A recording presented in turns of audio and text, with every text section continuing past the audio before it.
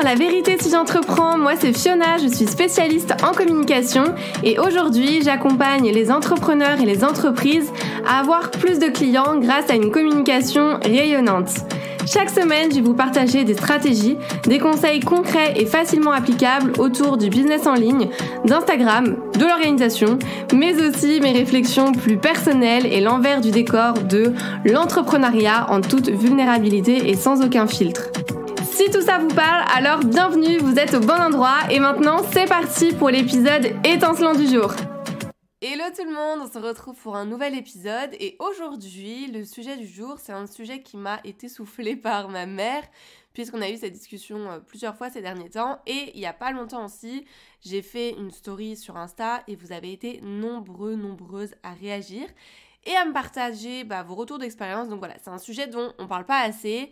Et pourtant, croyez-moi, ça touche beaucoup de personnes, c'est le fait de se laisser aller, de se négliger quand on est entrepreneur. Et on se laisse justement aller parce que on voit pas grand monde, on bouge pas beaucoup de chez nous généralement, ça dépend ce qu'on fait. Et du coup, on se dit à quoi bon. Et je vous dis ça parce que clairement, ça m'est arrivé et ça a trop duré, voilà. Avant de me lancer à mon compte, en juin 2020, je faisais du sport 5-6 fois par semaine. Je mangeais sainement, je faisais la diète flexible, je m'habillais, je me maquillais tous les jours, je me faisais des routines skincare tous les dimanches. Bref, on peut dire en gros que je m'apprêtais, que je prenais soin de moi dans ma globalité, en tout cas physiquement, mais du coup ça me faisait du bien parce que c'est corrélé. Bref, on va y revenir. Et au fur et à mesure que j'ai avancé dans mon aventure entrepreneuriale, tout ça, ça a un peu disparu. Je faisais moins de sport, jusqu'à arrêter complètement d'ailleurs un moment, parce que je voyais ça comme de la perte de temps par rapport à mes objectifs business, mes projets. L'alimentation, c'était pas foufou parce que je voulais gagner du temps et on le sait, quand on veut aller vite, c'est pas la meilleure nourriture qu'on fait. Enfin voilà, on achète des choses pas forcément très bonnes pour la santé. Du côté de mon apparence, j'ai commencé à moins m'habiller parce que je me sentais bien dans mes pyjamas ou dans des tenues confortables style jogging, etc.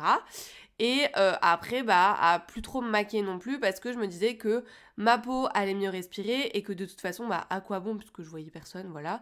Et un autre truc aussi que je me suis dit à un moment donné, c'est que je voulais plus me maquiller pour montrer que j'étais naturelle et authentique, ce qui est très con, mais on va remercier encore une fois les réseaux sociaux, mais parce qu'il y a un moment, beaucoup de personnes disaient que voilà, pour être authentique, naturel, il fallait se montrer tel qu'on est, etc. Encore des injonctions pourries. Et je sais pas, mais je pense que clairement ça a dû du coup m'atteindre un petit peu par rapport à ça. Et puis autre chose aussi par rapport à ça, c'est que ça dérangeait pas mon copain en fait. Au contraire, il me répétait sans cesse que j'étais bien naturelle, qu'il aimait même voir naturelle, etc. Et du coup, je sais pas, je me suis raccrochée, on va dire, à ça, parce que c'est sûr que si ça l'ennuyait et s'il m'avait dit, voilà, j'aimerais bien que tu t'apprêtes, j'aurais fait plus d'efforts, mais ça aurait pas été pour moi aussi, donc ça aurait été différent.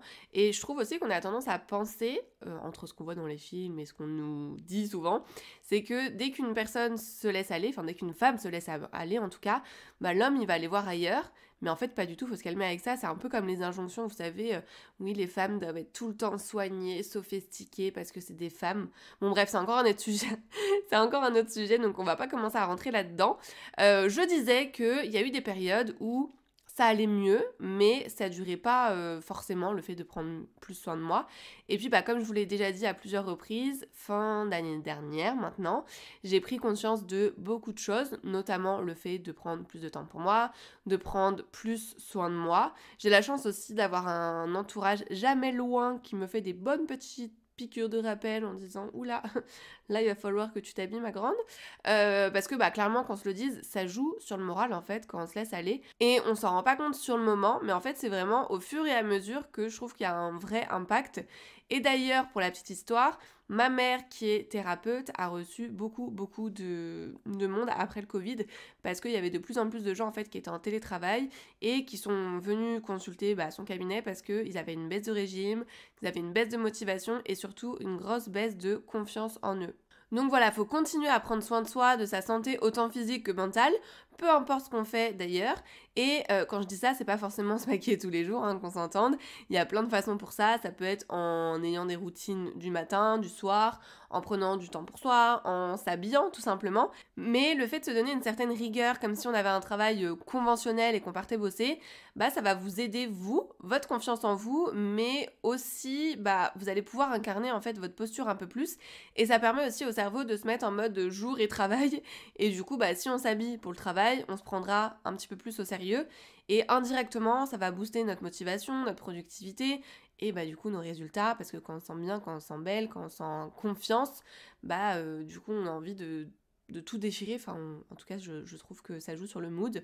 Et là je vais reprendre ma casquette de consultante, mais généralement le fait d'être habillée et un peu préparée, enfin un minimum apprêté, ça encourage aussi plus à communiquer sur les réseaux, à se montrer de manière spontanée, à être plus visible. Donc c'est que bénéfique, parce que forcément si on est habillé comme un sac à patates et qu'on se sent pas ouf physiquement, on n'a pas envie de faire des stories et du coup bah on laisse aussi peut-être des opportunités passer.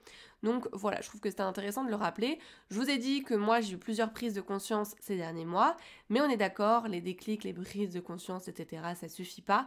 Ça doit vraiment se traduire en gestes, en habitudes et en actions. C'est un choix finalement, et quand on a fait le choix une bonne fois pour toutes de ce qui est bon pour nous et qu'on veut sortir de cette période justement de laisser aller, bah il n'y a plus qu'à ne plus se laisser le choix justement de revenir en arrière. Et du coup je vais vous partager ce que je fais moi pour mieux me sentir, et ça peut être aussi des pistes de réflexion pour vous aussi, pourquoi pas, hein, c'est le but aussi de cet épisode.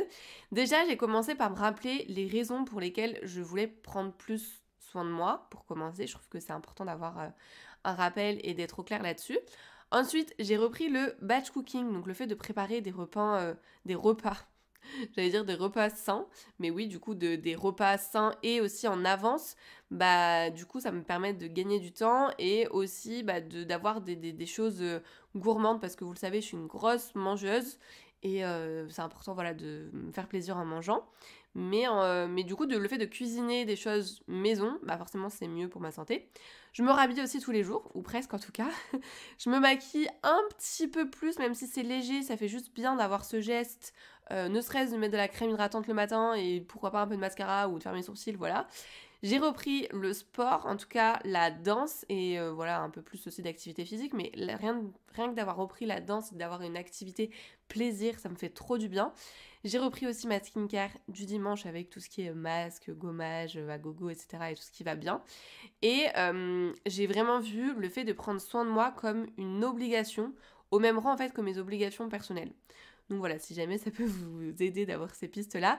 Je voulais juste vous rappeler qu'il n'y a pas de vérité absolue. Il y a des femmes qui ont besoin de se pouponner à mort pour tenir justement le cap, d'autres qui sont tout le temps en pyjama et qui se sentent très très bien comme ça.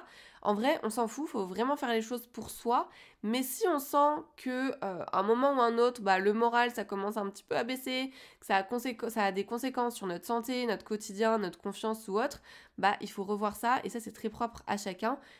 Faut le faire en fait pour soi et pas pour les autres, faut pas s'oublier, faut se faire passer avant tout, et ça il y a que nous en fait qui pouvons prendre soin de nous.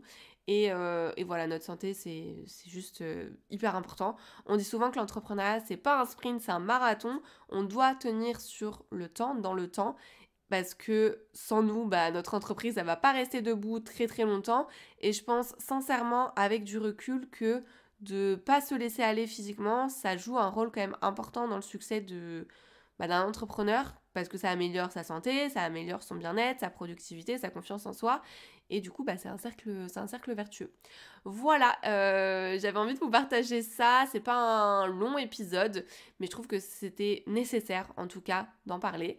N'hésitez pas à me partager encore une fois votre retour, vos avis sur la question, est-ce que vous avez vu des changements depuis que vous êtes lancé à votre compte?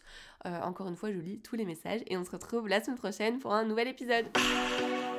C'est tout pour aujourd'hui, j'espère que cet épisode vous a plu.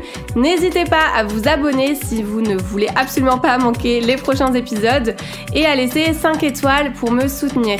Vous pouvez me retrouver sur Insta pour encore plus de conseils ou si vous voulez simplement papoter. En tout cas, merci de m'avoir écouté. Je vous dis à très vite pour un nouvel épisode La vérité si j'entreprends. Je vous fais des bisous.